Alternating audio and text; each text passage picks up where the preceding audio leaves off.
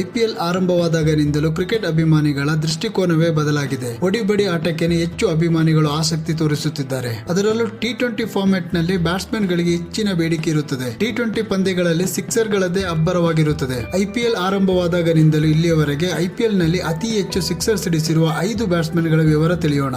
ಅತಿ ಹೆಚ್ಚು sixer ಸಿಡಿಸಿರುವ batsman ಗಳ ಸಾಲಿನಲ್ಲಿ 5ನೇ ಸ್ಥಾನದಲ್ಲಿ ಆರ್ಸಿಬಿಯ ಕಿಂಗ್ ವಿರಾಟ್ ಕೊಹ್ಲಿ ಇದ್ದಾರೆ.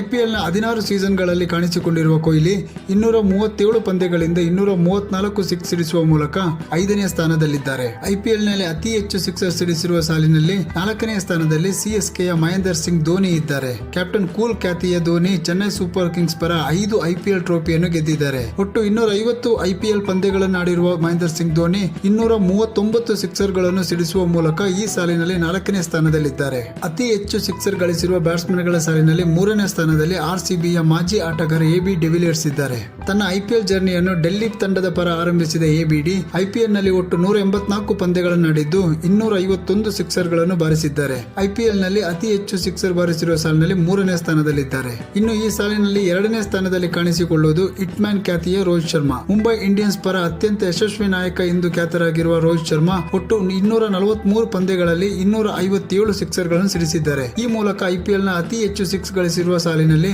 2ನೇ ಸ್ಥಾನದಲ್ಲಿದ್ದಾರೆ.